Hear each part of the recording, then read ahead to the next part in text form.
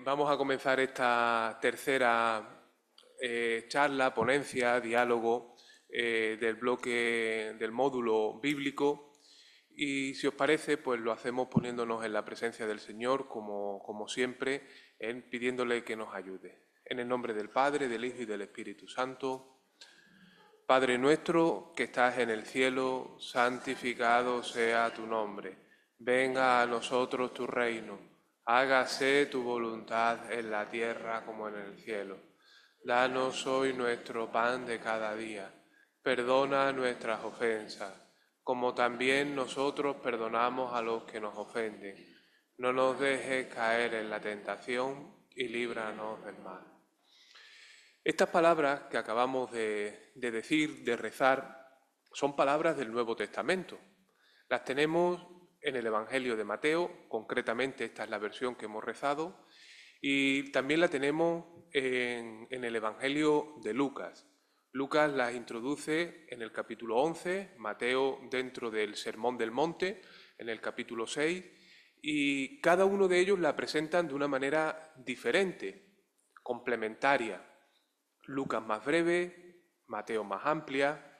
En el caso del Evangelio de Lucas se introduce una petición de los discípulos. Los discípulos les dicen a Jesús: Señor, enséñanos a rezar como Juan enseñó a rezar a sus discípulos. En cambio, es directamente Jesús en el que la versión de Mateo comparte esta oración en un discurso mucho más amplio que conocemos perfectamente, el Sermón de la Montaña, que comienza con las bienaventuranzas.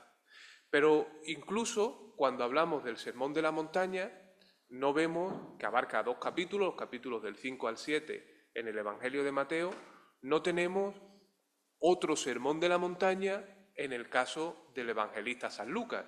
Más bien tenemos el Sermón de la Llanura. Y si Mateo le dedica 2 capítulos, Lucas apenas unos 40 versículos. ¿Por qué? Este problema, el problema sinóptico, será uno de los temas que veamos en esta charla, ponencia, como queráis. Tendremos aproximadamente 1 hora, según hemos acordado, de exposición y después una media hora aproximadamente de diálogo. Pero eso no quiere decir que tenga que ser primero la hora de exposición y después la otra media hora. En cualquier momento levantáis la mano, tanto los que estáis aquí presencialmente como los que estáis en casa, y podéis hacer la pregunta que queráis. Yo no voy a leer lo que tengo escrito, por 2 motivos. El motivo fundamental es que son 40 folios y 40 folios aburre a todo el mundo. Y entonces, pues yo no voy a leer esos 40 folios, sino voy a ir hablando y conforme yo vaya hablando, pues ustedes vais asimilando. Quien quiera leer lo que yo he escrito, para eso tenéis el documento, que se ha enviado y se volverá a enviar después de la charla. Además, se enviará también esta presentación que tenéis detrás por si hay algo que no se ve especialmente bien. Lo que yo tengo detrás yo no lo voy a ir explicando, es decir, aparecerá información para que ustedes, cuando os canséis de escucharme, os centréis en lo que está escrito y así, entre lo que yo digo, lo que está escrito y lo que está en la pantalla, que también los que estáis desde casa podéis observar, entre todos intentaremos hacer este camino. Aquí tenéis un esquema con algunas de las ideas que iremos viendo a lo largo de nuestra presentación. A lo mejor apagar la pantalla, ¿no? La luz.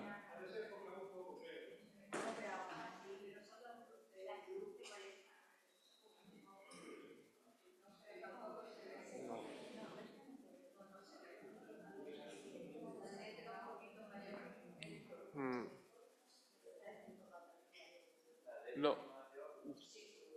yo creo que eso tiene difícil solución.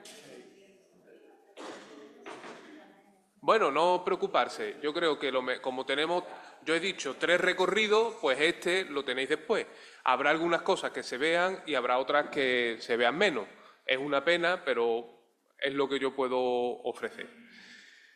Bien, Decía que esto más o menos es el recorrido que nosotros vamos a ir proponiendo. En la parte de la izquierda tendréis también un poco el itinerario en que nosotros vamos a ver. Lo primero,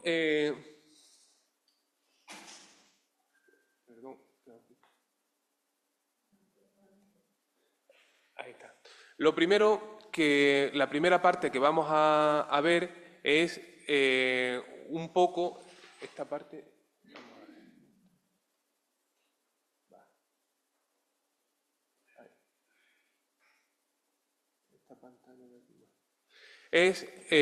Lo primero es cómo leer la palabra.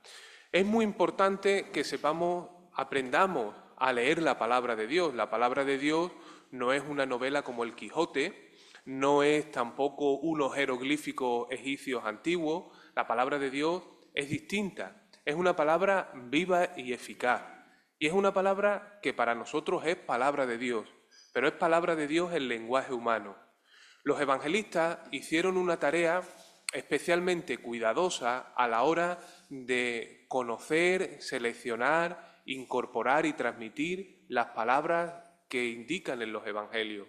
Además, en ese proceso, que siempre es un proceso difícil de selección, donde hay cosas que quedan fuera y cosas que son seleccionadas, tenemos que ver que ellos cubren un objetivo. Es decir, he resuelto escribírtelo por su orden para que después de haberlo investigado todo diligentemente, conozcas la solidez de las enseñanzas que has recibido. Yo presupongo, y creo que presupongo bien, cuando pienso que todos ustedes habéis recibido ya el Evangelio, habéis escuchado hablar de Jesús y habéis hecho una opción por Jesús. Evidentemente, ese es el planteamiento que hace Lucas en su prólogo y precisamente por eso en ese prólogo manifiesta de esta forma que ha hecho una recopilación de datos poniéndolos por orden para transmitir la buena noticia de Jesús. Sin lugar a duda, el texto, la palabra texto viene del latín y significa tejido, y el texto es un entramado de palabras. ¿Y qué quiero decir con un entramado? Un entramado es un conjunto de palabras que componen un tejido. Si nosotros ahora en cualquier jersey quitamos uno a uno los hilos que están componiendo nuestro jersey, los hilos, la lana, lo que sea, y yo pongo aquí toda la lana, digo, aquí tiene el jersey, abrígate. Me diréis que sería algo absurdo. Si yo desmonto un coche y lo pongo aquí y digo, coge, este es el volante, este es el acelerador, estas son las bujías, este es el cigüeñal, vete a Sevilla con este coche, desmontado. Ni el chaleco abriga, ni el coche anda. Nosotros veremos algunos elementos, cómo funcionan, pero la palabra de Dios fundamentalmente nos sirve para abrigarnos como ese jersey y para conducirnos como ese coche. Es bueno conocer cómo funcionan las cosas, pero sobre todo es necesario, muy necesario, saber qué utilidad y qué función tienen en cada uno de nuestras vidas. ¿Cuáles son los elementos que influyen en la comunicación? Tenemos por una parte el autor del texto, por otra parte el texto y por otra parte los lectores. Estas palabras que yo estoy diciendo ahora mismo, ¿a quién pertenecen? Ustedes podréis decir, pertenecen a ti, Isaac, porque eres el que las estás diciendo. Efectivamente, son mías porque yo las digo, pero son vuestras porque ustedes las estáis escuchando. Las palabras son totalmente mías, pero totalmente vuestras. O dicho de otra manera, la mitad mía y la mitad vuestra. En un texto escrito, en muchas ocasiones se intenta buscar lo que se denomina la intentio autoris, es decir, cuál es la intención del autor. Pero también se ha intentado buscar la intentio lectoris, qué dice al lector ese texto. A mi forma de entender, la palabra de Dios no es sólo la figura del autor, sino ni siquiera la responsabilidad del lector. El texto es el punto de encuentro, porque es un punto de encuentro objetivo. Es decir, el texto está escrito y en ese texto escrito se encuentra el autor y se encuentra en el lector. Pongo un ejemplo concreto. Vosotros, seguramente muchos de vosotros habéis visto la película de El nombre de las rosas, ¿verdad? Una gran película. Y a lo mejor algunos, no tantos quizás, habéis leído el libro de Umberto Eco, un libro precioso. Cuando Umberto Eco escribe el libro, a los años de haber escrito el libro, agradece, en una edición posterior de El nombre de la rosa, todos los autores que le han hecho llegar aquellas referencias que el mismo autor había incorporado en el texto. Humberto Eco responde diciendo: os agradezco mucho todas estas referencias que ustedes habéis visto, pero no estaban en mi intención.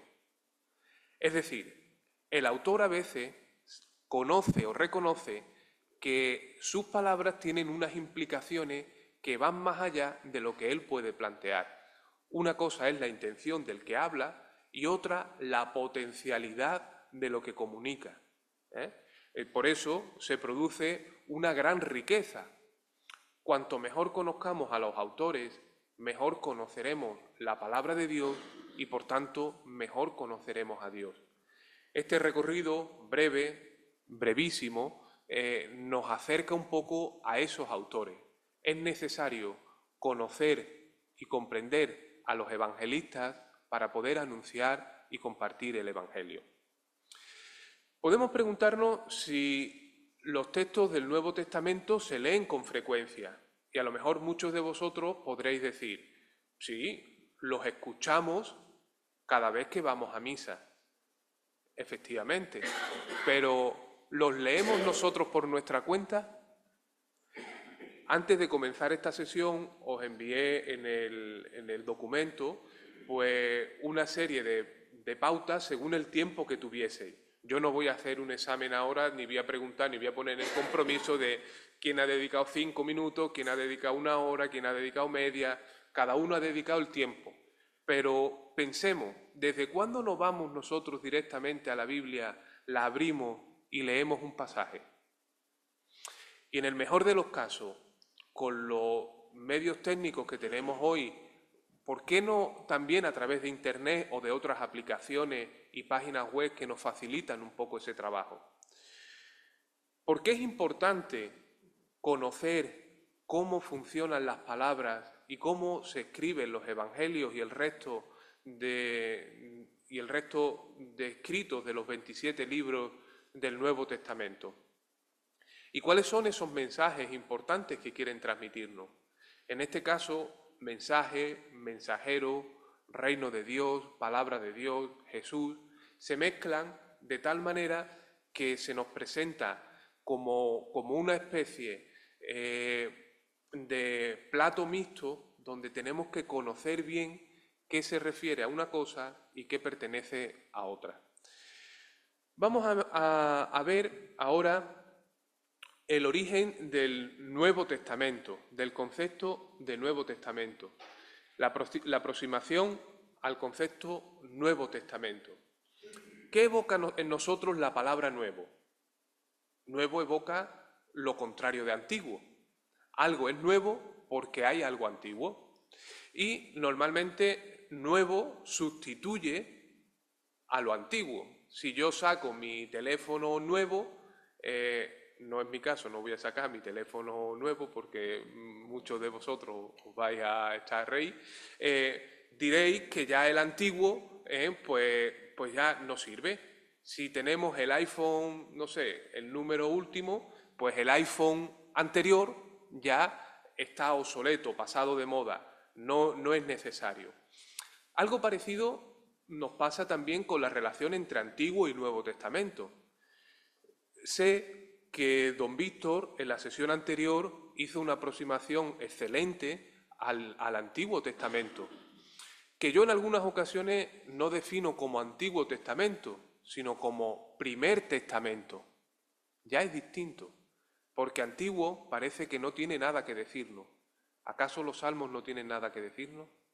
¿Acaso la salida de Israel, del pueblo de Egipto, no tiene mucho que aportarnos, pero nuevo no significa que lo antiguo sea obsoleto, pasado. Nuevo significa, tiene otro componente. El componente es que Dios hace nuevas todas las cosas, y es la relación que tenemos entre la primera y la segunda alianza. Quizá los conceptos de primer testamento y segundo testamento, primera alianza y segunda alianza, hacen más visible el concepto que está detrás. De hecho, el término berit, que significa pacto, alianza, que después se traduce por diaceque en griego y por testamentum en latín, tiene ese concepto de una alianza. Nosotros pensemos en qué significa una alianza. ¿Qué significa la alianza que llevamos en nuestras manos? ¿Significa simplemente un contrato, un testamento, unas palabras, o significa una vida, querer compartir una vida? Ese es el sentido del término testamento, alianza. Cada vez que escuchemos Nuevo Testamento, pensemos en nuestro interior nueva alianza. Cada vez que escuchemos Antiguo Testamento, pensemos en la primera alianza. Todo esto tiene también unas implicaciones teológicas importantes, porque ¿qué pasa? ¿Dios se ha arrepentido de su primera alianza y es como un segundo matrimonio? ¿La alianza con Israel queda revocada y ya Dios abre paso de una manera olvidándose de todo el proceso y el pacto que ha hecho con su pueblo? Marción, entre otros, con esta idea pretendía eliminar todos los libros del Antiguo Testamento. Los cristianos comprendemos que Dios hace la historia y escribe la historia paso a paso, proceso a proceso. Y la historia de salvación que Dios hace con su pueblo no es lineal. Conoce la fidelidad y la infidelidad del pueblo, el acercamiento y la distancia, la búsqueda de otros dioses y también el culto al Dios verdadero.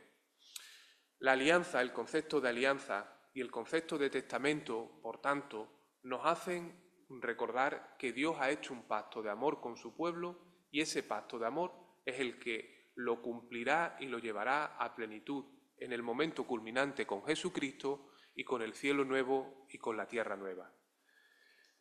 Efectivamente, esto nos lleva a que el concepto de testamento pasamos ahora a otros conceptos de Nuevo Testamento, los evangelios. ¿Qué son los evangelios? Cada uno de vosotros podríais decirme, pues hay 4 evangelios, son unos escritos más o menos largos, hay 4 evangelistas, y podríamos reducir lo que es el término evangelio al concepto de libro, evangelio como sinónimo de libro. Pero no es ese el sentido que tenemos nosotros en los evangelios. Evangelio, etimológicamente, significa buena noticia. El evangelio es primeramente una buena noticia no escrita, una buena noticia que se dice, que se comparte. Jesús proclamaba la buena noticia de Dios, proclamaba el evangelio de Dios. Convertíos y creed en el evangelio, es decir, convertíos y creed en la buena noticia.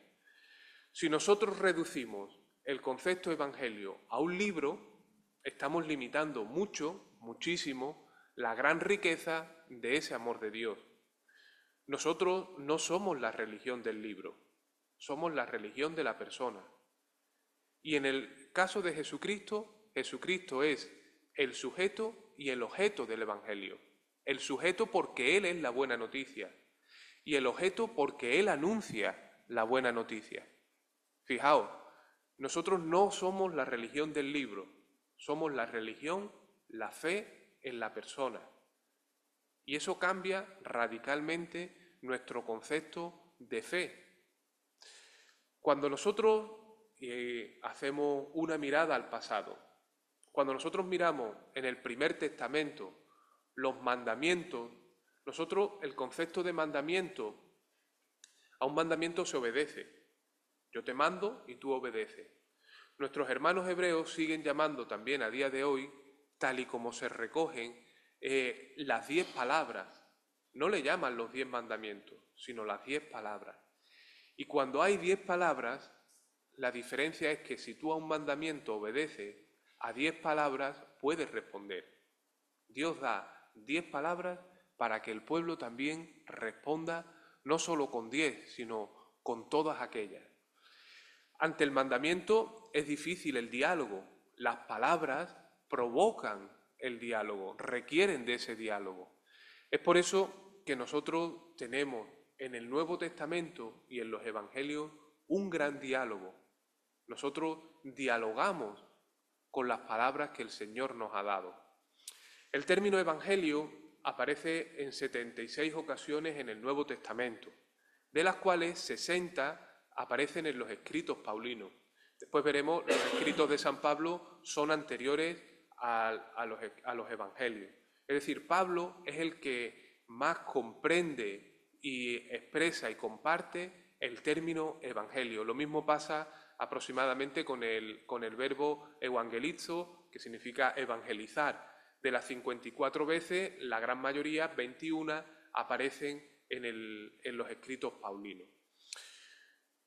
Nosotros, y seguramente don Víctor lo vería también en la sesión anterior, cuando miramos al Primer Testamento tenemos 3 grandes bloques: Torá, Nevijín y Ketubín. Torá es la ley, el Pentateuco, los 5 primeros libros, después los profetas y los demás escritos.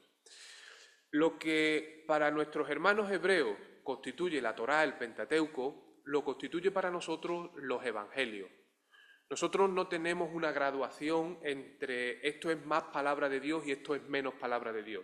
La palabra de Dios es toda la Sagrada Escritura, pero solo cuando leemos los evangelios en la celebración litúrgica, solo en ese momento decimos palabra del Señor.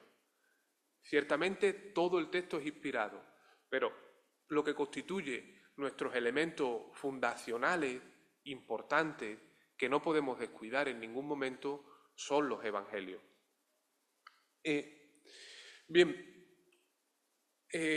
Pero claro, para conocer a los evangelios es necesario conocer relativamente también en qué momento se escriben, cómo se escriben, cuál es el contexto histórico, geográfico. Ciertamente los escritos del Nuevo Testamento pues tienen una franja menor que los del Antiguo Testamento. El Antiguo Testamento, los primeros escritos pueden estar en torno al siglo VIII a.C.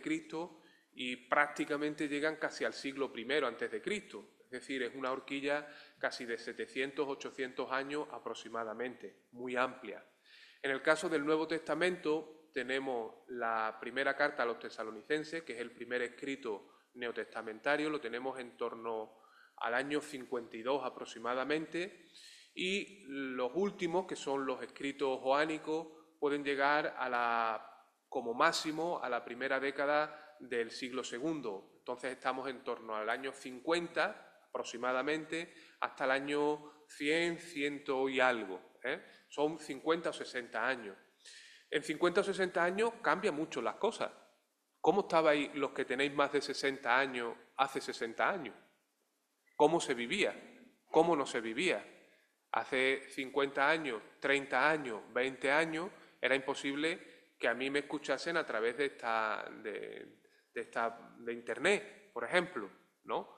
O que nos desplazásemos como hoy, pues con un coche, porque no era lo habitual. Es decir, la vida en 50, 60 años cambia mucho. La horquilla, pues, que nosotros tenemos es una horquilla relativamente estrecha, 60 años comparándolo con el Primer Testamento, pero los acontecimientos cambian mucho. En aquel momento, Palestina, la región de Palestina, había sido conquistada, no sé qué verbo utilizar para no caer en un anacronismo histórico, por Roma, el Imperio Romano, que llegaba desde Hispania hasta aquella zona más oriental, se había ido expandiendo. En el año 63, Pompeyo conquista la ciudad de Jerusalén y la toma para Roma. Ahí se produce una división en distintas en distintas regiones o subregiones de Palestina, y tenemos que en el nacimiento de Jesús, pues el que reina es el rey Herodes, que lo conocemos también por los evangelios. Los Herodes, y cuando digo los Herodes porque es una saga, no hay un solo Herodes, son varios Herodes, van pues gobernando aquello con un cierto control desde Roma, pero también con una cierta libertad. Estos Herodes nosotros le llamamos reyes, pero no se sitúan muy de lejos comparativamente con el emperador romano. Los emperadores en aquella época pues tenían un poder muchísimo más grande que lo que, sin desprestigiar, podríamos definir como los reyezuelos que gobernaban Palestina en aquel momento. Jesús, que no nace en el año 0, sino nace en torno al año 6 o 4 antes de Cristo. ¿Y cómo va a nacer Jesús antes de Cristo? En la Edad Media, un monje hace esa contabilidad de los años en los que pudo haber nacido Jesús, y la medición no es exacta, de tal manera que Jesús nació antes de Jesús, antes de Cristo. Nace en torno al año 6, 4 aproximadamente antes de Cristo. Los acontecimientos de Jesús los conocemos y no me voy a detener ahí, pero sí en la revuelta que inician en el año 66 después de Cristo en Jerusalén, y no solo, que llevan en el año 70 después de Cristo a la caída de la destrucción del templo. Unas revueltas previas que llevan a la destrucción del templo.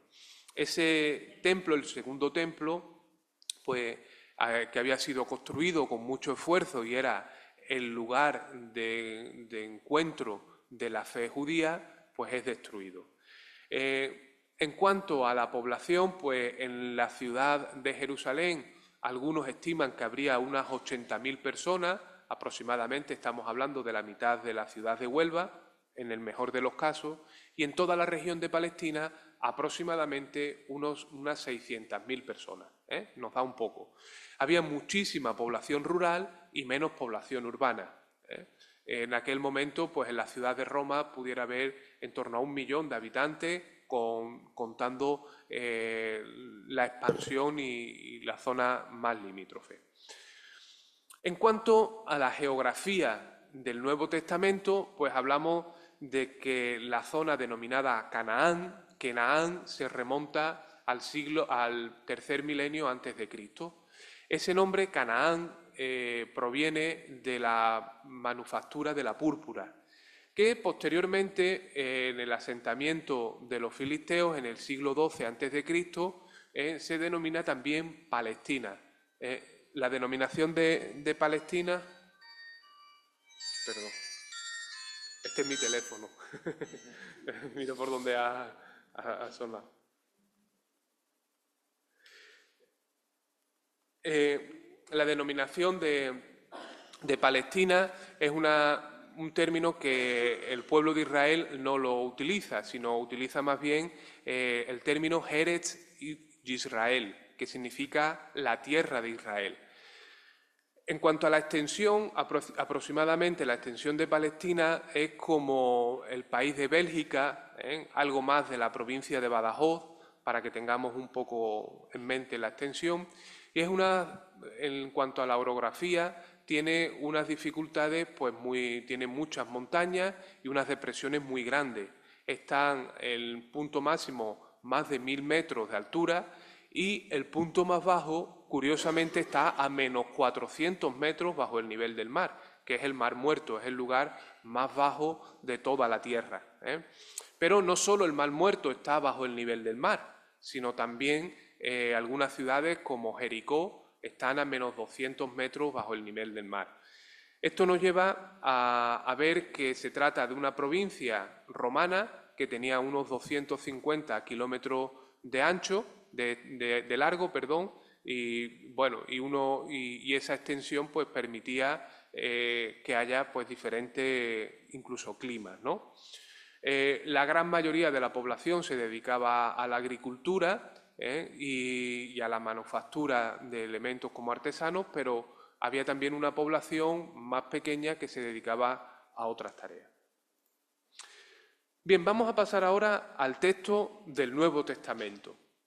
Al principio, no sé si lo habéis visto, he puesto yo un fragmento, un papiro, que lo he vuelto a poner ahí, que lo tenéis aquí, el papiro 52, que es el fragmento más antiguo que tenemos sobre los evangelios. Es concretamente una copia del Evangelio de Juan, un fragmento del Evangelio de Juan. Concretamente, en el momento donde en la pasión de Jesús le preguntan si él es el rey de los judíos. Ese fragmento está datado en el año 125 aproximadamente. Hay una distancia mínima entre el 125 que se data este papiro y en torno al año 90 a 100 que se escribe el Evangelio de Juan. Es mínima porque no han pasado ni 20-30 años. Esto quiere decir que tenemos la fortuna de tener documentos muy antiguos, textos muy antiguos, papiros, documentos muy antiguos, que no siempre se tienen. Si pensamos en las obras de Platón, escrito en el siglo IV a.C., los fragmentos más antiguos que se conservan son del siglo V y VI en adelante. Es decir, han pasado 800 años. Nosotros hablamos apenas de unos 20-30 años. Es decir, hay una gran documentación física sobre estos textos del Nuevo Testamento. Tenemos después el Codex Sinaiticus, que lo tenéis en este fragmento. Es un códex uncial, es más tardío y está escrito en torno al siglo IV aproximadamente. Uno es papiro y otro es pergamino. El papiro tiene un origen vegetal, se hace con unas plantas que en los bordes de los ríos pues se crían. Ahí esas plantas pues se van entrelazando y se va construyendo el papiro. El hecho de que sea de origen vegetal pues lo hace poco costoso y también mucho más frágil. Por eso, si veis, uno se conserva muy poco y el otro se conserva mucho mejor. Los pergaminos ya se hacen con otra base. La base del pergamino es la piel de los animales y es un trabajo muy costoso económicamente, porque no es solo la piel, el cuero lo que hay que trabajar, sino que hay que prepararlo para poder escribir en ello. Pero tiene la ventaja de que se conserva mucho mejor. Esto nos da un panorama de unos aproximadamente 5.000 documentos, algunos fragmentos minúsculos, como una caja de cerillas, otros que contienen mucho más, del Nuevo Testamento. De tal manera que tenemos lo que denominamos el proceso de la crítica textual. ¿Qué es la crítica textual? Es la ciencia que estudia, como en una mesa grande, enorme, los 5.000 manuscritos, en los cuales, en esos 5.000 manuscritos, vamos intentando construir o reconstruir los textos antiguos más originales. Hay algunos criterios para esta crítica textual. Por ejemplo, uno es lectio brevior. La lectio brevior, la lectura breve, se prefiere. ¿Por qué? Porque normalmente lo que tú haces en un escrito no es borrar, sino añadir. Algo que no está claro, tú añades una palabra para saber qué tipo para aclarar, tener alguna aclaración, ¿no? Tú haces una lista de la compra y pones comprar lechuga, por ejemplo, ¿no? Y añades después, yo quiero comprar lechuga iceberg. ¿Por qué añades eso? Para que tú sepas qué tipo de lechuga te refieres. El ejemplo es malísimo, pero nos puede ayudar a comprender que es más fácil poner una palabra que quitarla, ¿no? Además, otro elemento de crítica textual es lectio difficilior, es decir, la lectura más difícil es preferible y más antigua. Si se conservan unas palabras de Jesús que son difíciles de comprender, será más probablemente porque esas palabras de Jesús Él mismo las ha dicho. Si no, no tendrían no estarían reflejadas, ¿no? Por ejemplo, episodios como cuando Jesús en el templo tiene una dificultad con los que están vendiendo, tiene una verosimilitud porque no se comprenden bien, ¿eh? Son algunos criterios que se utilizan en la crítica textual para definir el texto que nosotros tenemos. Que vuelvo a repetir, los manuscritos más antiguos los tenemos en el siglo II y a una distancia de pocas décadas de los textos originales. El texto del Nuevo Testamento, no sé si voy muy rápido, voy bien, ¿se comprende? Bien, podéis pararme en cualquier momento, que no hay ningún problema. El texto del Nuevo Testamento, también como el texto del Antiguo Testamento, se escribe poco a poco y tienen todos un origen apostólico y van siendo acogidos en las diferentes comunidades y están escritos conforme a la fe del pueblo. La lista más antigua de los textos del Nuevo Testamento lo tenemos en el canon de Muratori, que es del año 180-190, donde ya hay una lista con los libros que forman el canon del Nuevo Testamento. El canon es el conjunto de los libros bíblicos.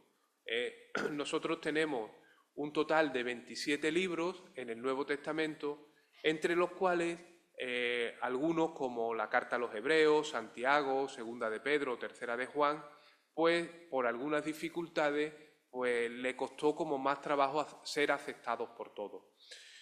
Estos poco a poco fueron aceptados por todas las iglesias y ya en el Concilio de Florencia y finalmente en el Concilio de Trento pues se cierra ese libro, ese canon. ¿Por qué hay otros que no están? Nosotros podríamos haber tenido esta charla sobre los evangelios apócrifos, que es algo pues, que llama mucho la atención, que la gente dice, estos son los evangelios que la Iglesia ha escondido. Los evangelios apócrifos no son evangelios que la Iglesia haya escondido. Es más, la Iglesia toma elementos que están en esos evangelios para su vida cotidiana, incluso para sus definiciones dogmáticas. Por ejemplo, la asunción de la Virgen la encontramos, la dormición la encontramos en los evangelios apócrifos, entre otros elementos. Pero los evangelios apócrifos, aunque tienen elementos de verdad, no todo el conjunto refleja la fe de la Iglesia, ni la tradición de Jesús. Por ejemplo, nosotros tenemos la parábola de la oveja perdida. Había 100 ovejas, perfecto, la conocemos, no hace falta explicarlo. ¿Qué añade el Evangelio Costo de Tomás? Que Jesús va en busca de esa oveja perdida porque era la más gorda. Era la oveja más gorda, era la mejor, la que se la había perdido, y precisamente por eso. ¿Por qué añade eso? Porque hay detrás una hipótesis gnóstica donde la revelación no es para todos, sino para unos elegidos, concretamente para un 1% que representan aquellos que pueden conocer más y mejor el mensaje del Evangelio. Nos daría para 1 hora entera o 2 horas o mucho tiempo hablar de estos evangelios apócrifos y no tenemos tiempo. No son evangelios escondidos por la Iglesia, sino son algunos lecturas piadosas muy tardías. Hay evangelios y otros escritos apócrifos del siglo V y VI después de Cristo, donde hay elementos que se pueden aprovechar, que concuerdan con la fe de la Iglesia y otros que separan y llenan los vacíos que no tenemos de los evangelios. Bien, llegados a este punto, vamos a hacer una pequeña síntesis de los movimientos sociales y religiosos en tiempo de Jesús. Los tenéis todos mucho más detallados en el documento que se ha enviado.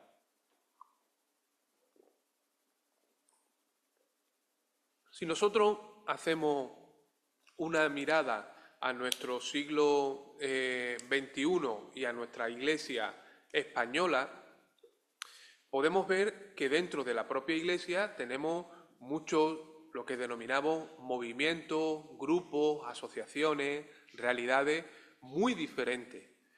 Dentro de una horquilla amplia conviven, y podemos decir en aparente armonía y sobre todo hermandad, grupos como son hermandades y grupos de cáritas, catequistas y comunidades neocatecumenales, los nuevos movimientos que están surgiendo con la adoración nocturna. Es decir, hay una serie de realidades que son muy complementarias. Muchos de vosotros pertenecéis a algunos de estos que he dicho y otros muchos más, pero nos une una fe en común. Bien, algo parecido puede decirse de los saduceos, fariseos, celotes, de los esenios. Teniendo una fe judía común, amplia, el concepto de fe judía en el siglo I es muy equívoco, pero algunos de ellos están más cerca de, por ejemplo, del poder político de Roma y otros están más lejos. Unos están más cerca del cumplimiento y otros están más cerca de la lectura de las Escrituras. Concretamente, los esenios era un grupo que vivía apartado en la ribera del Mar Muerto y a unos 20, 25, 30 kilómetros de la ciudad de Jerusalén, y tenían una propia comunidad. Los movimientos nos reflejan la gran riqueza y la vida religiosa de un pueblo que se manifestaba fundamentalmente en torno al templo y en las sinagogas. Templo solo había uno, el templo de Jerusalén, y acudían frecuentemente al templo una vez al año en las celebraciones de Pascua. Las sinagogas, en cambio, había en muchas ciudades. La sinagoga, por ejemplo, tenemos referencia de la sinagoga de Nazaret, en Lucas 4, a continuación también aparece la sinagoga de Cafarnaúm, y en la diáspora había muchas sinagogas. El concepto de diáspora es el conjunto de judíos que, siendo y sintiéndose judíos, viven fuera de Jerusalén y de Palestina. Hay referencias muy antiguas, el gueto judío, que existe a día de hoy en Roma y que del siglo III o IV a.C. aproximadamente ya había presencia judía, y es donde Pablo, cuando llega a Roma, pues hace su entrada. Es una estructura social donde tenemos, por una parte, un sacerdocio que no es vocacional, como el que tenemos ahora, sino es un sacerdocio que viene de una tribu, de una familia, los descendientes de Leví, y que son sacerdotes por turno. Ahora te toca a ti y cuando termina, pues le toca a otro.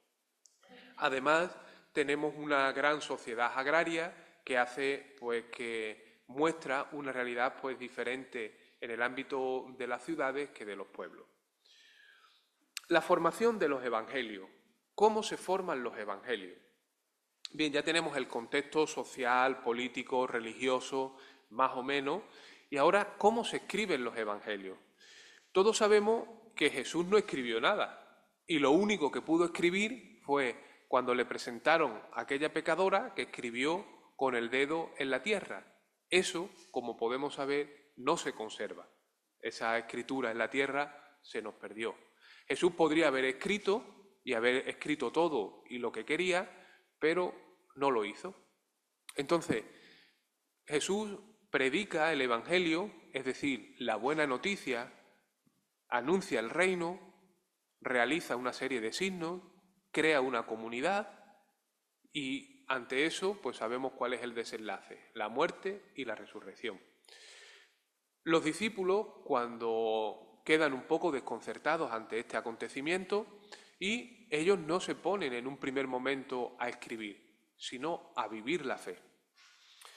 Pero con la memoria de los acontecimientos que han vivido en torno a Jesús. El concepto de memoria en el siglo I es muy diferente al concepto de memoria que tenemos ahora. Ahora somos incapaces de recordar pues casi un número de teléfono, por ejemplo. Mucho más unos nombres y unos apellidos de alguien. Por poner algún ejemplo, en el siglo I conocían la genealogía de atrás adelante y de delante a atrás. Es decir, nombraban porque había un gran componente de la memoria. Pensemos que menos del 1% sabía leer y escribir, mucho menos del 1%. Hoy en día, gracias a Dios, es menos del 1% la población que es analfabeta. Es decir, se han invertido las estadísticas. Por tanto, lo primero que se conserva es la memoria. Pero poco a poco esa memoria, como sabemos, va perdiéndose, se va creando una memoria colectiva, es decir, los tres que estamos aquí recordamos elementos anteriores a nosotros y los tres los vamos pues adaptando. A lo mejor Paco dice, pues aquello no fue tal así, o Héctor dice, mejor añade este otro elemento que también. Y se van componiendo una memoria sobre la vida, las palabras de Jesús, que a partir del año 60, concretamente podemos decir en torno al año 65, se escribe el Evangelio de Marcos, que es el documento más antiguo de los Evangelios, el Evangelio más antiguo. Pero hay un proceso de adaptación, una adaptación que va en 4 sentidos. Primero, adaptación lingüística. Jesús no habló en griego. Los evangelios están escritos en griego, que era la lengua común en aquella zona. Aunque el latín estaba muy difundido, era todavía el griego la lengua común. De hecho, el griego koiné, el griego común, es en el que están escritos todos los libros del Nuevo Testamento. Hay una adaptación del arameo al hebreo. Por eso hay palabras como Gólgota, amén, entre otras muchas, rabí, por ejemplo, que se mantienen en ese hebreo arameo que hablaba Jesús. Además hay una adaptación social. No es lo mismo la vida agraria que la vida en las ciudades. Una adaptación cultural. La cultura grecolatina no es la cultura semítica, no es la cultura de Jesús. Y por último, una adaptación eclesial, es decir, las situaciones de las distintas iglesias requieren, en algunos casos, en momentos de persecución, que esas palabras calen y animen a los que tienen delante. En cuanto a esa adaptación, tenemos que los evangelios se forman de la siguiente manera. Tenemos aquí un cuadro que voy a explicar muy brevemente. Si tenéis en la primera fila, veis que tenemos 330, 330 y 330. No es que yo me haya equivocado. Son los versículos que se comparten entre Mateo, Marcos y Lucas. El mismo texto que está en los 3 evangelios. Marcos comparte 178 versículos que los encontramos también en Mateo y 100 en Lucas. Mateo y Lucas comparten 230, que no están en Marcos. Y además, Mateo tiene 330 versículos propios, 53 Marcos propios y 500 el Evangelio de Lucas. Es el que más material propio tiene. Bien, pongo estos datos aquí primero para poder explicaros el siguiente esquema. Y para explicar este esquema, yo creo que esto es lo que mejor se va a ver en la pantalla. Os pido que estéis atentos, no a mí, sino a lo que va saliendo en la pantalla. Porque si lo he hecho bien y sale bien, puede quedar muy claro explicado. Pero no doy un duro por lo que pueda salir aquí. Bien, primero tenemos MC, el Evangelio de Marcos, el escrito más antiguo de los 4 evangelistas. Además, tenemos el Evangelio de Mateo y el Evangelio de Lucas. Si os dais cuenta, la elipsis que tenemos aquí es en cada uno de los casos un poquito más grande, porque indica la diferencia entre los distintos evangelios. Marcos tiene 16 capítulos, Mateo tiene 28, pero es más breve que Lucas, que tiene 24, tiene menos palabras. Y nosotros vemos que el Evangelio de Marcos resulta que, habéis visto que ha salido una flechita, si habéis estado pendientes, que se convierte en fuente tanto para Mateo, y fijaos lo que va a salir ahora, como para Lucas. Es decir, es una fuente. El material de Marcos lo conocen Mateo y Lucas. Pero resulta que hay un material que Mateo y Lucas comparten entre ellos, por ejemplo, el Padre Nuestro, pero que Marcos no tiene. Entonces hay una hipótesis, que es la hipótesis de las dos fuentes, donde ahí tenéis Q. Q, no hay ningún evangelio que se llame Q. Q es la abreviatura de Quelle, que significa fuente en alemán. Es una fuente que no nos ha llegado a nosotros, es un documento probablemente escrito, que conocen tanto, y digo documento porque no es un evangelio, que no nos ha llegado a nosotros, que conocen tanto Mateo como Lucas, y pasa lo siguiente. Fijaos la flechita que van a salir ahora. Bueno, esta no es la flechita que yo quería. Vamos a ver si quitamos esto.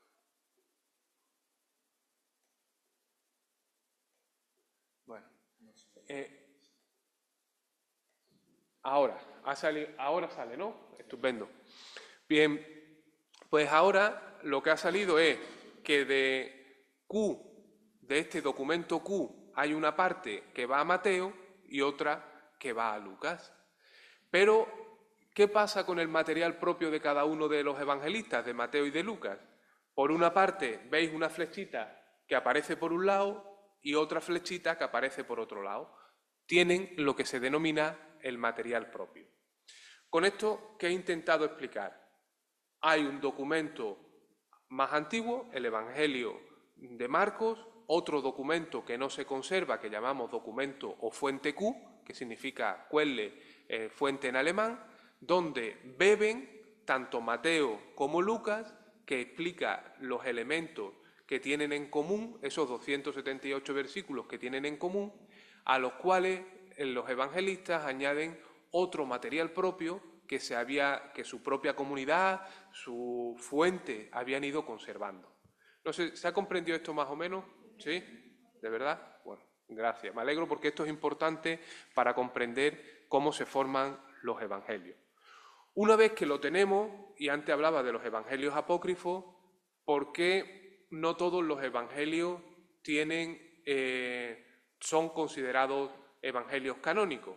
Efectivamente, porque hay algunos que no tienen un origen apostólico, que no son aceptados por todas las iglesias, o porque no contienen la recta doctrina, es decir, tienen otros elementos que han sido añadidos y que son pues desviaciones del mensaje de Jesucristo. Los libros del Nuevo Testamento. En esta parte quizá yo me he cedido en cuanto al tiempo de lo que he explicado. Vamos por el apartado 9, son 10, pero este es un apartado un poco más largo. Los escritos del Nuevo Testamento pues tienen muy diferentes géneros literarios. No es lo mismo una parábola que un discurso. No es lo mismo el relato de la Anunciación que la llamada de los discípulos. No es lo mismo el relato de la Pasión que la parábola del Hijo Pródigo. Entonces, estos textos pues son complementarios, es decir, cada uno de ellos va mostrando un rostro diferente del mismo Jesucristo. Si yo, por ejemplo, quiero dar una noticia triste, en este caso que voy a dar, pues en el huevo de información yo puedo poner una esquela diciendo ha fallecido fulano de tal. Sabemos el género literario de una esquela, está siempre igual, siempre es la misma y siempre tiene los mismos datos. Pero también si esa persona, por ejemplo, es una persona querida por mí, puedo escribir una carta al director. Ya se hacen cada vez menos, pero se puede escribir y está en las primeras páginas. Pero también puedo escribir en la contraportada un artículo de opinión, porque creo que esa persona ha influido. Pero además puedo hacer una entrevista, la última entrevista que este personaje concedió a la prensa. Bien, estos elementos son lo que denominamos géneros literarios. Con una misma información se puede manifestar de formas diferentes. Si yo digo la parábola del Padre Misericordioso, del Hijo Pródigo, que la conocemos todos perfectamente, muestra un rostro de Jesús, que lo encontramos en Lucas 15. Pero si nos vamos a Juan 10, encontramos yo soy el buen pastor. Puede ser el mismo mensaje. ¿O acaso el padre de la parábola del hijo pródigo no es el buen pastor, que da la vida por las ovejas, por sus ovejas, ¿no? Son formas diferentes, complementarias, y eso hace que el Nuevo Testamento tenga una gran riqueza. Si nosotros vemos una sola fotografía a lo largo de nuestra vida, pues mostrará un solo rostro. Pero si vamos viendo fotografías en diferentes contextos, pues vamos viendo cómo nos van saliendo las canas, cómo el pelo se nos cae, cómo engordamos, cómo adelgazamos, cómo nos dejamos un bigote, y cuanto mayor sea la información, pues más completo será ese rostro de Jesús que queremos conocer a lo largo del Nuevo Testamento. Nosotros tenemos, por ejemplo, el Evangelio de Mateo. El Evangelio de Mateo empezamos por él porque se creía antiguamente que el Evangelio de Marcos era un resumen de Mateo, pero más bien al contrario. Es Mateo el que amplía ese Evangelio de Marcos que tenemos como fuente. Aquí he puesto, para que lo veáis también, el tetramorfo, que son las 4 formas complementarias que tenemos de los evangelistas. Tenemos también el Evangelio de Marcos. En el Evangelio de Marcos tenemos pues un vocabulario que es poco cuidado, que utiliza unas 1300 palabras. Después veremos que Lucas utiliza más de 2000 palabras distintas. ¿Qué significa? Que si eso fuese un cuadro, Lucas utiliza 2055 colores, o 2070 colores, mientras que con 1300 Marcos hace ese mismo retrato. Si nosotros vemos, por ejemplo, un cuadro de Van Gogh, que tiene ese estilo impresionista, no es lo mismo que el hiperrealismo que tiene Antonio López. Es decir, el número de colores diferentes de un autor, de un pintor y del otro, pues también los tenemos. Cuanto más colores, más detalle. Y Lucas utiliza, pues eso, una paleta de más de 2000 colores. 1055 utiliza el Evangelio de Juan, menos de la mitad, pero con otro estilo muy diferente, va dando una vuelta y otra vuelta sobre esos mismos colores. Se trata de un estilo vivo, popular, que es muy acogido en la época. Y además, pues tenemos que está escrito en torno al año 65 aproximadamente. En cuanto a Lucas, pues como decía, y yo tengo una especial predilección por el Evangelio de Lucas. La próxima vez que organicemos algo, dejadme hablar solo de Lucas, sería lo que a mí me gustaría, pero bueno, creo que todo esto nos ayuda. Escribió un autor en el siglo XIX: el Evangelio de Lucas es el libro más hermoso que existe. Nunca se comprenderá suficientemente el placer que debió de sentir su autor al escribirlo. Es decir, esos detalles donde va mostrando ese rostro de Dios pues de una manera preciosa. Es el autor, el evangelista que más material propio tiene, más de 500 versículos, es decir, respecto a los demás. Tiene una estructura que se denomina técnicamente quiástica, y que esto lo explico muy bien nada más que veáis esta imagen. Hay un movimiento de Galilea a Samaria, Judea y a Jerusalén. Ahí se tiene el centro, ese es el centro, y desde ahí, desde Jerusalén, se llega hasta los confines del mundo. Hay un movimiento hacia Jerusalén y desde Jerusalén, que se denomina un movimiento centrípeto, es decir, hacia el centro, y centrífugo, como las lavadoras, desde dentro, desde el centro hacia afuera. También utiliza algunas comparaciones. Por ejemplo, pone en paralelo la vida de Jesús y la vida de sus seguidores. Aquí tenéis, y lo veréis con más detalle, pues esos paralelos entre Jesús y Pablo. Jesús decide ir a Jerusalén, Pablo decide ir a Jerusalén, y en fin, lo podéis ver con mayor tranquilidad.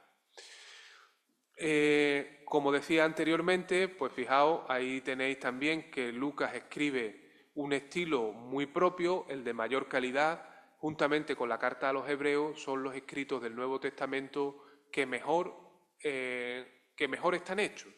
Y ustedes podéis decir: pero Isaac, ¿en qué te basas?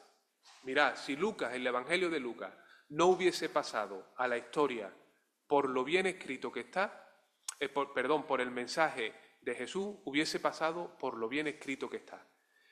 En selectividad, cuando era selectividad, ahora ya, no sé, cada año cambia el nombre, EBAU, PEBAU, no sé cuánto, no sé por dónde vaya, pues en el año 2008, 2010 aproximadamente, el Evangelio de Lucas entraba como materia de examen de la asignatura griego 2 en selectividad. Y los alumnos podían tocarle un texto de Jenofonte o un texto del Evangelio de Lucas. No sé si por motivos políticos o por otro tipo de cuestiones, que no lo sé, ahora mismo, quizás también incluso porque son textos más conocidos y es preferible traducirlo, pero no lo sé, actualmente no entra como materia de examen en selectividad, pero ha entrado durante años.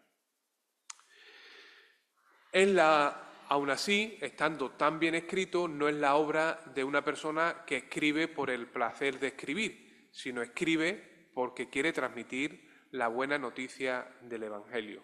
La lengua, el lenguaje, está al servicio de la fe. En cuanto a los escritos paulinos, pues algunas pinceladas.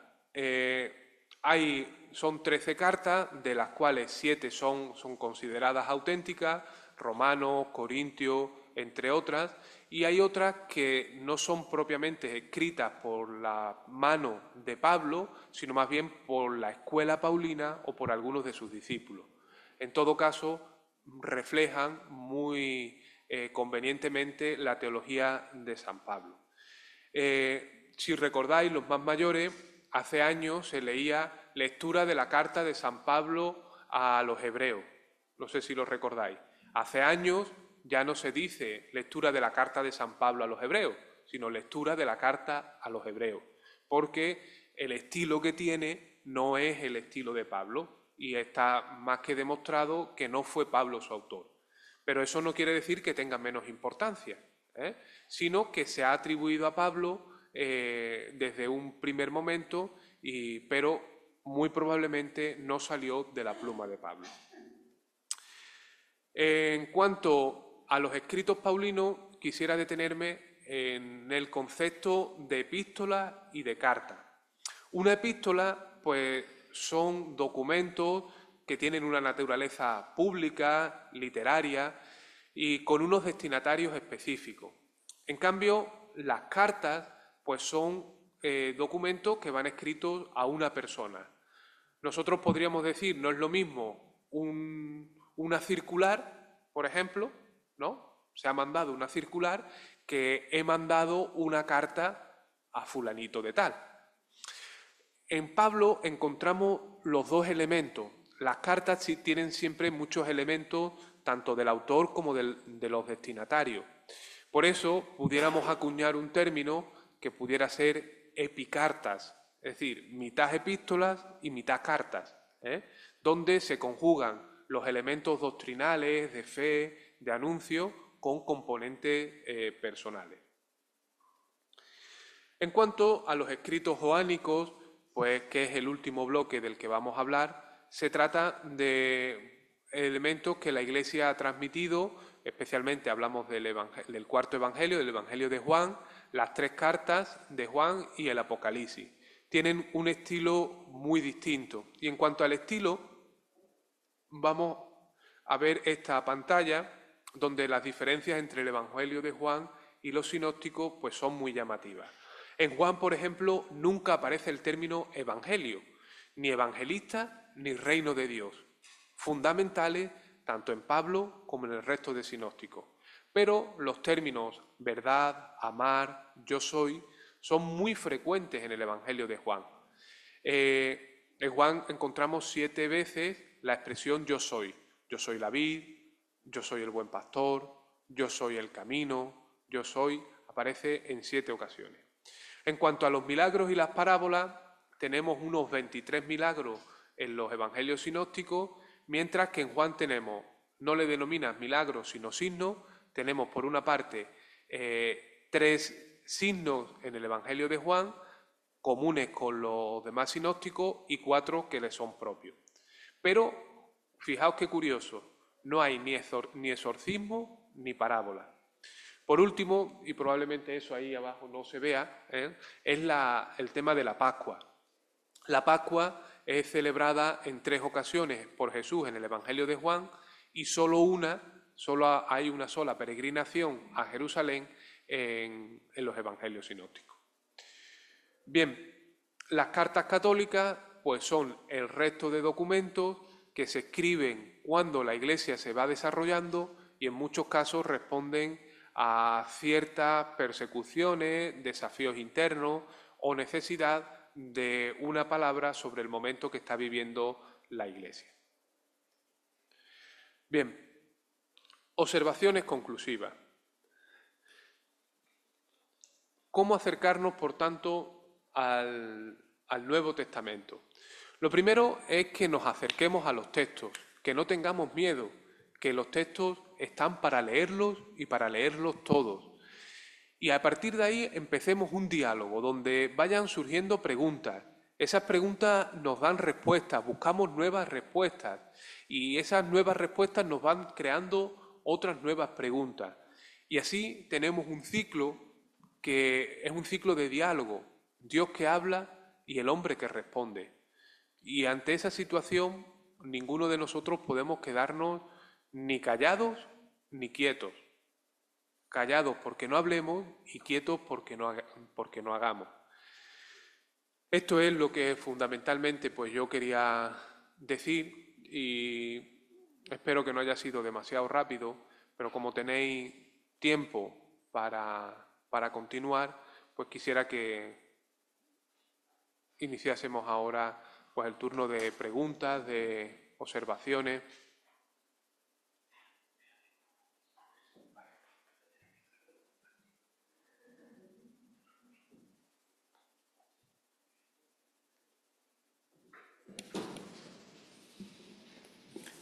Primera pregunta, ¿cuándo nos vas a dar una charla sobre Lucas solo? ¿Una charla sobre Lucas nada más? Esa es la próxima. ¿Ya? No, si comprometido está de sobra. Gracias a Dios. Yo le quería hacer una pregunta. Las cartas paulinas o de San Pablo, las que se ha comentado que pueden ser originales, ¿se entiende que son hechas por él de puño y letra? ¿Se conserva esa realidad o son atribuibles a él, pero no tenemos como tal el documento? Bien, muchas gracias, Enrique, por la pregunta. El concepto de escritura en el siglo I es diferente al que tenemos nosotros. Hoy hablamos de un autor y es porque el autor ha cogido su ordenador y lo ha escrito y el autor es el instrumento que escribe, el autor material. En el siglo I el autor intelectual y el autor físico o material no siempre es el mismo. Es posible que Pablo dictase esas cartas, por ejemplo, o que fuesen partes manuscritas por él y con sus colaboradores se le da una forma final. Como decía, el primer documento más antiguo de Pablo es del año 52, la primera a los tesalonicenses, documento escrito probablemente auténtico, es decir, atribuible a Pablo, pero ya la segunda tesalonicense no es atribuible a Pablo. ¿Qué es lo que pasa? Nosotros no tenemos esto que decimos que es atribuible a Pablo, no es porque tengamos el manuscrito del año 52. Los más antiguos que tenemos son del 125 en adelante. Pero sí conservamos el estilo. Nosotros sabemos, por ejemplo, el autor Arturo Pérez Reverte, podemos saber cuáles son sus obras porque tiene un estilo bien definido. Pablo tiene un estilo bien definido. De tal manera que los especialistas ven elementos que hacen definir ese estilo. Igual que cuando hablamos de una atribución de un cuadro a un pintor o a su escuela. Es decir, hay elementos que nos hacen decir los expertos, ha salido de los pinceles o de la pluma de tal autor o ha salido de su escuela. Entonces no conservamos el original de los años 50-60 de Pablo, pero sí podemos reconstruir en la teología de Pablo y los elementos que pertenecen más auténticamente a él. En cuanto a las escuelas, el concepto de escuela, la imitación en la escritura a veces era muy buena y por eso ha habido dificultades a la hora de determinar, y hay dudas, por ejemplo, en Colosenses y Efesios, si pertenecen a Pablo o no. Pero eso nos daría para otra tercera charla también de...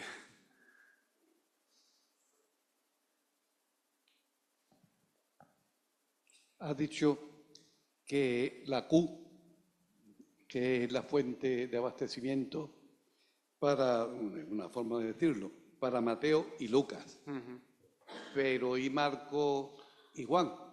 ¿No reciben nada de ellos? Efectivamente, buena pregunta. Esta es una hipótesis para explicar el desarrollo y la formación de los evangelios sinópticos, con lo cual el evangelio de Juan va por otra parte que ahora explicaré. Antes del evangelio de Marcos, ¿qué había? Sería otra fórmula de la pregunta que acabas de hacer. Antes del evangelio de Juan, de Marcos, ¿qué existe? Existe la tradición oral, muy importante, y existen breves fragmentos que la comunidad ha ido conservando. Y hablo de fragmentos y no de evangelios. Algún autor ha definido los evangelios como un relato de la pasión, muerte y resurrección de Jesús con una larga introducción.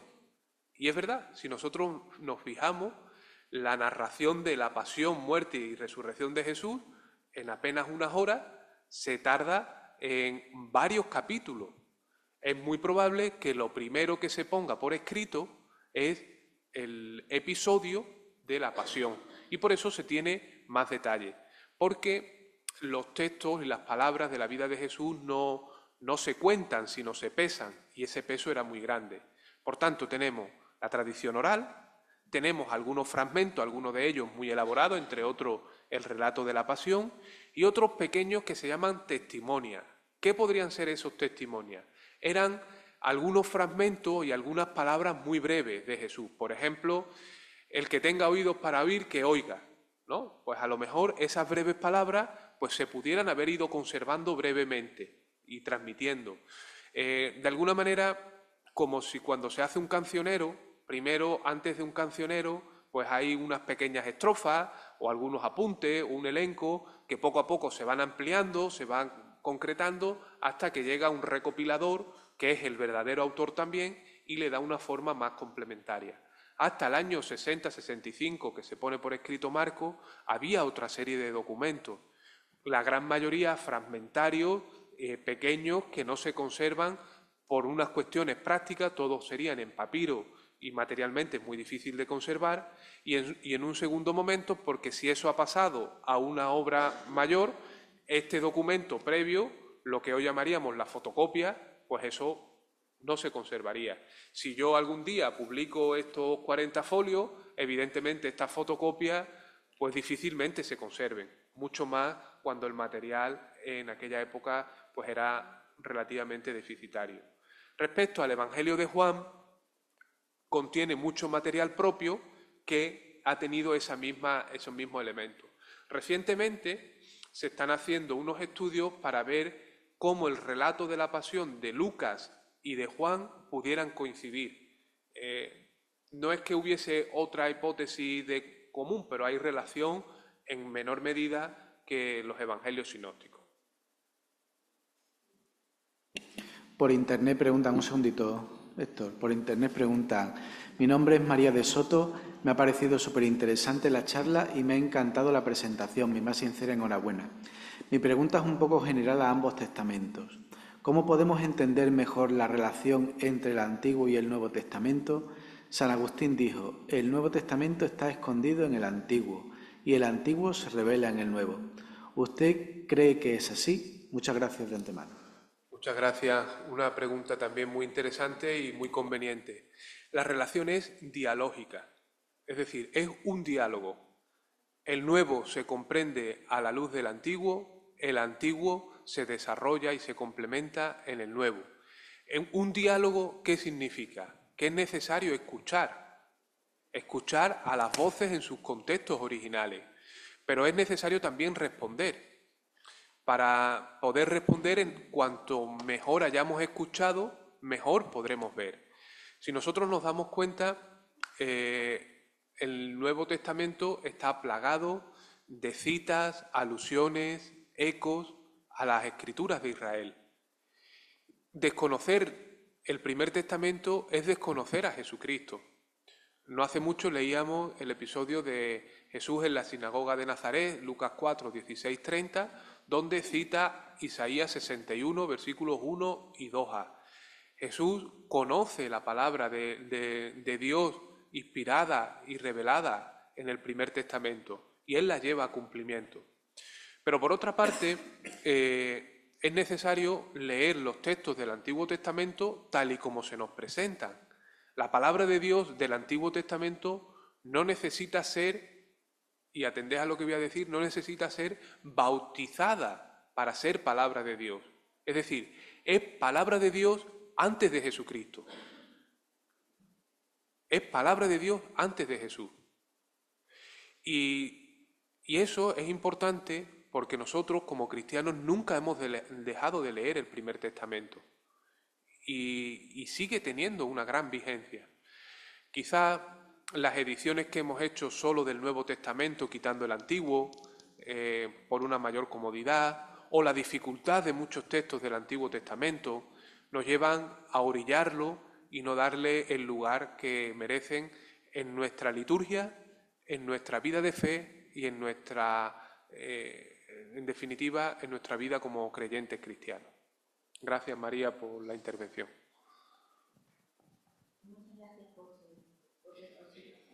Gracias por su exposición. Yo, además de querer oírle hablar de Lucas, a mí se me queda siempre corto que alguien me hable más de Juan, porque Juan no tiene absolutamente nada que ver, desde mi punto de vista, con lo anterior.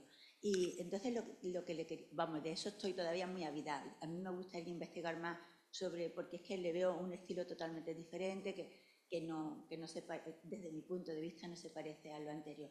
Pero lo que le quería comentar, que hay ahora, o desde hace un tiempo, o desde hace mucho tiempo, una tendencia de muchos historiadores sobre que habíamos comentado aquí que Mateo y Lucas beben de las fuentes de Marcos, pero sin embargo hay una tendencia bastante importante que absolutamente los tres, que son los más parecidos, beben todos de los escritos paulinos, que los escritos paulinos tenían mucha fuerza. Bueno, yo no me atrevería a hacer esa afirmación totalmente, porque el Pablo de Hechos de los Apóstoles es muy diferente del Pablo de las cartas. El Pablo de las cartas es impetuoso, es una persona que hoy definiríamos a veces casi como impulsiva y en algunos casos con una voz potente. No diría autoritaria, pero sí potente y con credibilidad.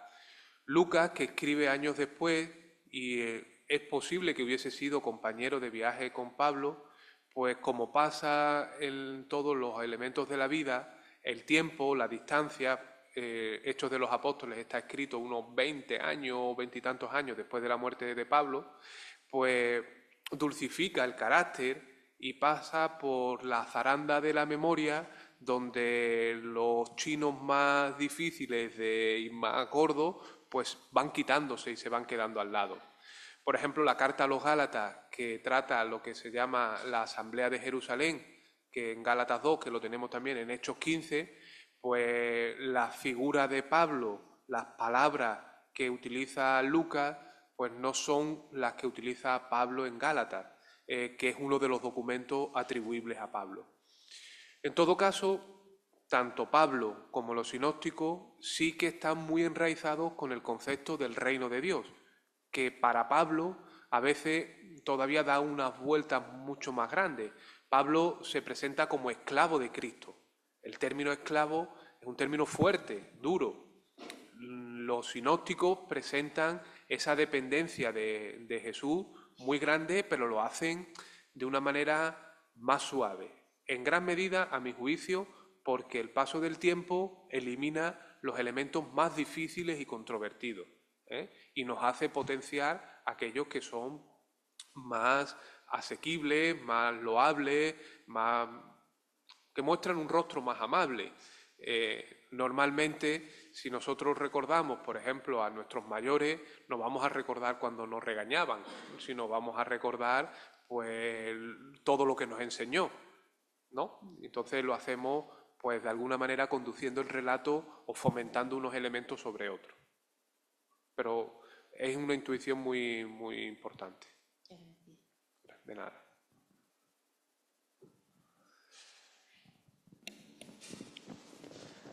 ¿Alguna pregunta más? ¿Alguna duda que queráis aprovechar ahora para hacerle a Isaac? Yo he echado en falta alguna alusión al Apocalipsis. No sé si nos puede decir alguna pinceladita. Sí, claro. Por eso ya otra más también sobre Juan. El Apocalipsis es un escrito muy complejo, pero muy rico también. Pertenece a lo que denominamos la escuela joánica. Y es un escrito donde hay que saber profundizar y hacerlo con mucha paciencia en muchos elementos. Si antes decía las características del lenguaje y de la lengua de Lucas, en el escrito del Apocalipsis encontramos algunas veces pues una falta de coherencia y errores gramaticales. ¿Qué quiero decir con esto? Que es un mensaje que tiene menor potencia o menor, no, que tiene otros objetivos. Antes hablaba de los géneros literarios y no es lo mismo una carta al director que una esquela, pero el género apocalíptico es un género en sí mismo, un género difícil de comprender porque a veces nosotros pensamos que está describiendo algo que se va a ver, pero las imágenes se describen de muchas formas. Si aquí hubiese ahora un científico y nos explicase cómo es el amanecer, pues diría que la refracción de los rayos del sol y nos daría una explicación del amanecer, pero si hubiese un poeta nos diría que un amanecer nos recuerda a los ojos de su enamorada, no sé qué, no sé cuánto. Bien, el acontecimiento es el mismo, el amanecer, el sol que sale, pero la forma y la manera de hacerlo concreto y de transmitir ese conocimiento, esa información, pues es diferente en unos y otros. El Apocalipsis no es muy diferente, es muy, muy, muy diferente, pero nos deja la puerta abierta al cielo nuevo, a la tierra nueva, a la nueva Jerusalén, donde no hay llanto, ni luto, ni dolor, y nos abre ese encuentro con expresiones, por ejemplo, a los que amo, yo reprendo, es decir, esa corrección, o pues recuerda el amor primero, entre otros muchos elementos que tiene de riqueza el Apocalipsis. Si me permitís, antes de... No sé si hay alguna pregunta más. Yo quisiera hacer un poco de publicidad antes de terminar. Y bueno, la publicidad va en varios sitios. Aquí tenéis, simplemente quiero que lo veáis para que después lo tengáis con más tranquilidad. Estos libros que yo os presento son libros que os pueden ayudar a profundizar en estos temas que hemos visto. Son de la editorial Verbo Divino y podéis entrar simplemente en Verbo Divino y poner el nombre que queráis para el nombre del ámbito que os interese y además podéis descargar las primeras páginas. En el documento que se ha enviado tenéis también el enlace para que podáis verlo directamente, ¿no? Sobre los escritos de Pablo. Además tenéis esta referencia a Reseña Bíblica, que es una revista muy interesante. Si veis, tiene incluso el diseño tipo National Geographic. Es una revista que editamos en la Asociación Bíblica Española. Yo soy miembro de esta asociación y colaborador también de esta revista y de esta editorial, Verbo Divino. Y bueno, va teniendo monográficos pues, muy interesantes. En noviembre por ahí me han pedido una colaboración y vamos a ver, por ejemplo, el tema de los Herodes, ¿no? Una cosa muy concreta, ¿no? Hay volúmenes sobre las mujeres, sobre la economía, sobre ángeles y demonios, sobre la violencia en la Biblia. Os recomiendo que son 20-25 euros al año, 4 volúmenes. No la estoy vendiendo, estoy recomendando. Después, sobre los escritos joánicos, también pues tenéis estas dos obras de referencia. Y Joánicos de Juan. Sí que quería terminar, si me permitís, 30 segundos más, un minuto. Tenéis tanto en el escrito como en la presentación. A mí me gustaría que, si bien os he dado una tarea antes de empezar, cómo continuar. Yo me he sentido muy escuchado por ustedes, muy escuchado, y eso lo agradezco. Según el tiempo que tenga cada uno, puede continuar de muchas maneras. Si lo que tenéis son 2 horas, leeros el documento entero, con tranquilidad. Si además de 2 horas tenéis más interés y tenéis un mes, aproximadamente, hasta la próxima sesión, compráis uno de estos libros y os lo leéis, con el que más os llame la atención. Pero si además de tener 2 horas, un mes, tenéis un poco más de tiempo, yo os invitaría a que os matriculaseis en alguna de las asignaturas de Sagrada Escritura que tenemos aquí en el Instituto Teológico, que habléis con Héctor, con Paco y que os orienten. Hay una gran oferta formativa y yo, por ejemplo, a los Evangelios sinópticos pues le dedico un cuatrimestre 5 horas a la semana. Imaginaros lo que da de sí. A escritos joánicos, que he visto también interés, pues se dedica mucho tiempo. El bloque que os interese, las asignaturas que tengáis más inquietud, o hacerlo todos los estudios. En ese plan, pues siempre hay soluciones personalizadas para cada uno de vosotros. Muchas gracias.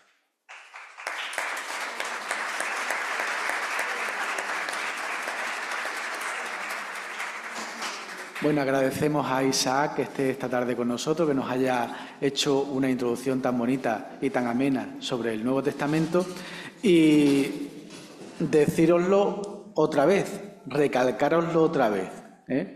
Yo sé que él os ha indicado una serie de libros para conocer tanto los escritos paulinos como los escritos joánicos, como los evangelios, pero apuntarse al Instituto Teológico, y entonces, más que leer libros, pues escucháis las buenas palabras de don Isaac, de don Francisco Echevarría, de don Víctor, que son realmente expertos en la Sagrada Escritura.